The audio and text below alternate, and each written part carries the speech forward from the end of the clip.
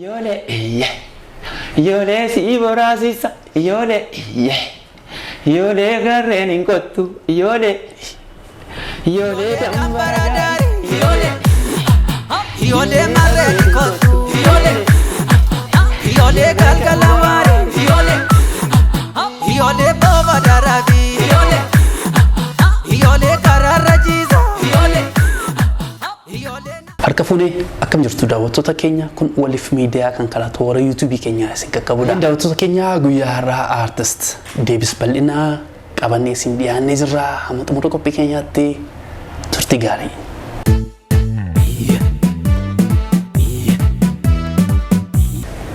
Hayyee galatoomi maqaan koo Deebis Bal'inaan jedhama. Kanan dhaladhee guddadhee garuma Oromiyaa dhiyaati. Godina Wallaggaa dhiyaa jechuudha. Aanaa Boojii Dirmajii Biilaa iddoo jedhamutti kanan dhaladhee guddadhee mana barumsaa sadarkaa tokkoffaa lammaffaa achumatti baradhee xumuree sadarkaa yuunivarsiitii yeroo ga'u immoo sadarkaa yuunivarsiitiif yeroo ga'u yuunivarsiitii Madda Walaabuuttan baradhee. Maal barattee jetti? Yuunivarsiitii Madda Walaabuutti ispoortii saayinsiidhaan kanan ba'ee jiru jechuudha. Saayinsii ispoortii. Naamma immoo sadarkaa kanarra ga'ee jira. Manaan amma eessa jiraatta? Kanan jiraadhu naannoo magaalaa Finfinnee kana Buraayyuu. Mee akka nu odeeffannoo qabutti Deebisee hojii aartii keessattis tattaaffii adda addaa godha jedhama. Mee dandeettii ati kana qabdu ijoollummaa keettidha moo erga guddattee erga barnoota adda biraa barattee yeroo keessaa muuxannoo irraa argatte mee? Walumaa galatti hojii aartiitiif kan na kakaase yookaan gara aartiitti akka nuuf kan na godhe sirbuu himan jaalladha si galee durumattuyyuu jechuudha. Himan jaalladha. Yaa sirbaan ta'a waan jedhamu garuu normaalii abdii nan qaba. Haa ta'uuti namni immoo waan abdate tokko bira ga'uudhaafi yaa'u kan karoorfatu namadha kan nama milkeessu immoo waaquma. Innaa ijoollummaa makoorraa kaaseenii yaa'u sirba nan jaalladha. Garuu gara aartiitti kan na fide immoo irra caalaatti yeroon sadarkaa yuunivarsiitii baradhu jechuudha. Gaadaasoo wanti jedhamu jira yuunivarsiitii keessatti gumii aadaa fi dagaagina seenaa Oromoo wanti jedhamu achi keessatti kan barattoonni Oromoo aadaa fi duudhaa seenaa achitti kan wal barsiifnee kanuun gibbii keessatti waliin tinitaa ture jechuudha.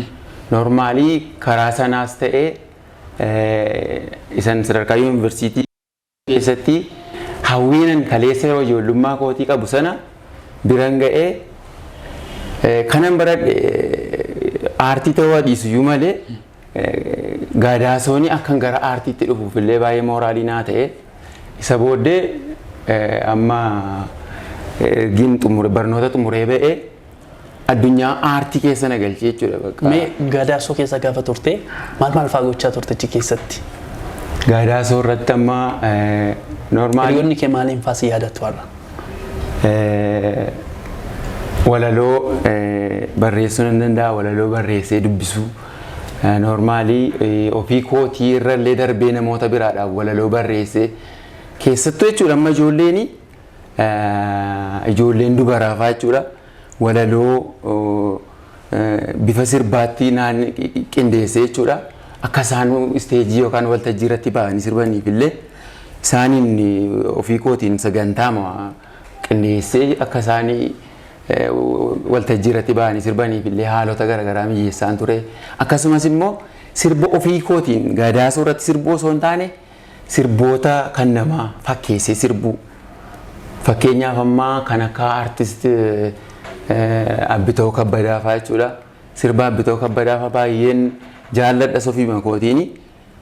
Gaadaasoo irratti faallee baay'een sirba sanaan ijoolleen na yaadatu.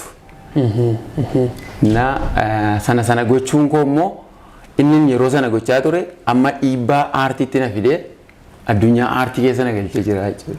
Mee walaloo akka walaleessaa turtee na kaastee turtee sirboota duddurii kan baay'ee laphee namaa keessaa kan hin baane kan namni baay'ee jaallatu sirbuudhaan yaadachiisaa turteetta.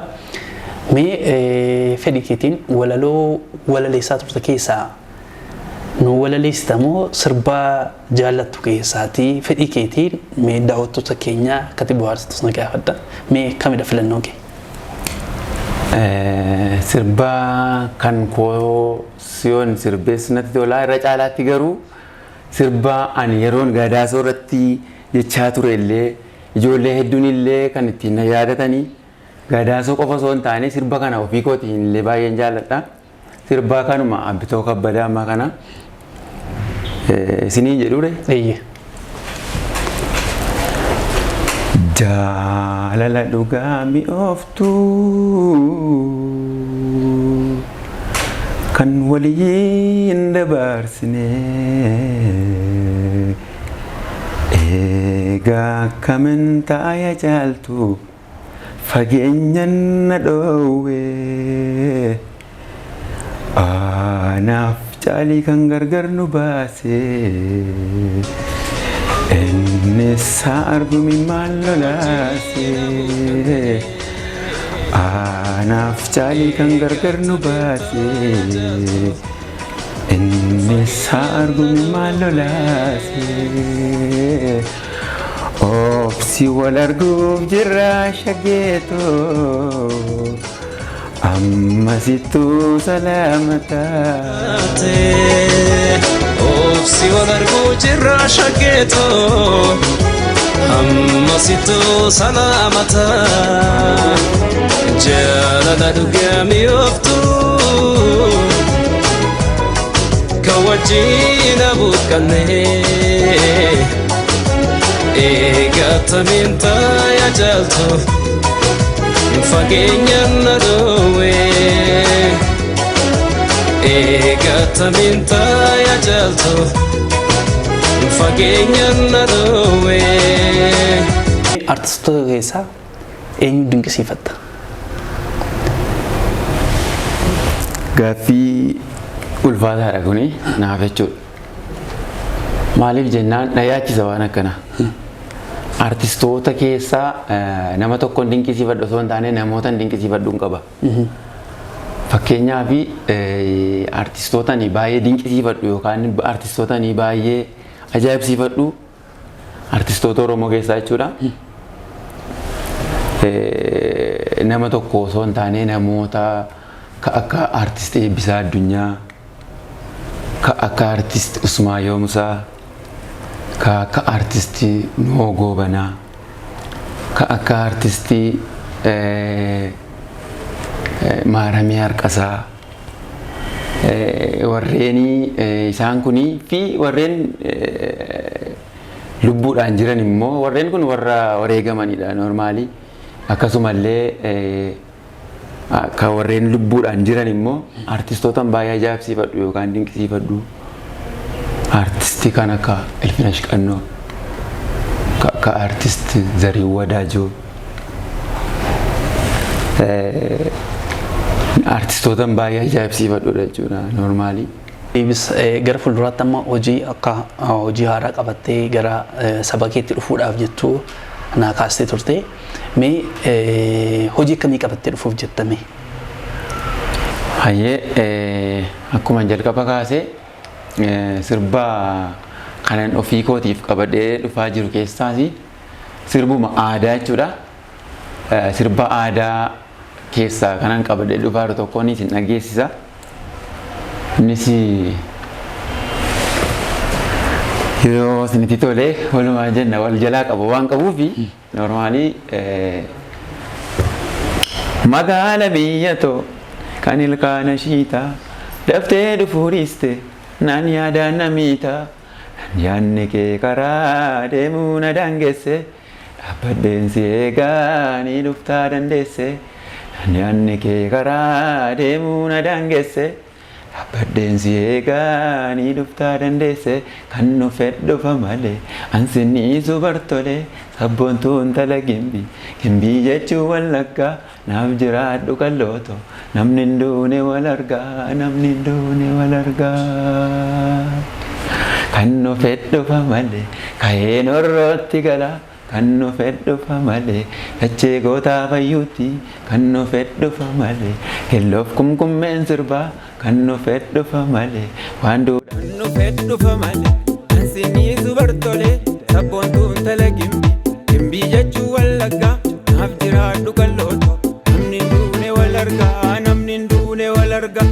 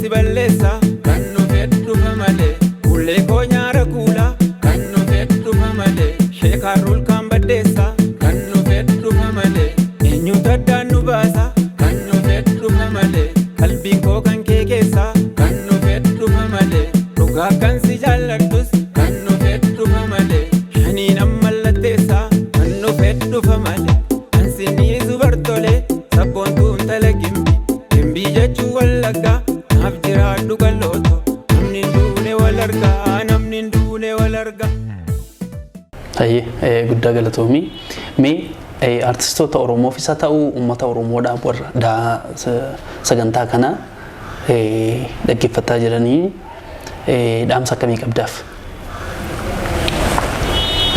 Walumaa galatti akkuma jalqabaa kaasee jedhe hojiin aartii aarsaa barbaada gaa isa taa'ee ilaaluuf yookaan immoo nama daawwatuu fi aartiin sirba artistiin tokko sirbee daqiiqaa muraasadha garuu aarsaa baay'ee qabammoo jabina barbaachisa namni tokko hin nuffallee sii galee aarsaan sun gaafa tolfaatu nuffuu danda'a isa kanaafi namoota hedduutu jira sii galeera namoonni hedduun carraa miidiyaatiin ba'anii dubbachuudhaaf namoonni carraa kana hin arganne namoonni dhokatanii jiran jiru namni hedduun immoo utuu barreessuu danda'u utuu yeedaleessuu danda'u utuu yeedaleessuu danda'u artistiin ati hawaasa keessatti gadi buutee utuu laalteeti baay'ee artistii beekamaadha yookaan immoo baay'ee kun artistii takka harmaan fammasee baudhattee yaaddutu dhokatee ta'a isa kanaatii fi artistoonni Oromoo beekamoon fakkeenyaa fi artistoonni Oromoo bebbeekamoon isa kana irratti illee utuu hojjetanii ofii beekamoodha waanta ta'eef namoota hin beekamne hawaasa keessatti illee gadi buusuudhaaf kun hojii aartii jechuun karaa gam tokko qabsoodha sii galee maaliif aartiin kun kaleessa mul'ataan turre adeemsas dhiyoo keessa ani maaliif artistoota durii yookaan immoo artistoota kaakaa Elfinash Qannoo fa'aa Haaloo Daawwee fa'aa jedhee maqaasii kaasee yoo ta'e artistoota kaleessa dheengada yeroo jedhamuu hin dandeenyetti illee jechaa turan hanga har'aatti illee itti fufanii jiran kaakaa artistii Eebbisaa Addunyaa fa'aa immoo maaliif maqaa kaasee yoo ta'e artistootas dhiyooti garuu gocha biraa utuu hin goone gocha tarkaanfii yookaan immoo dalagaa biraa osoo hin qabaanne aartii qofa irratti waa wareegamaniif akka Hacaaluu Hundeessaa fa'aa fudhattee akka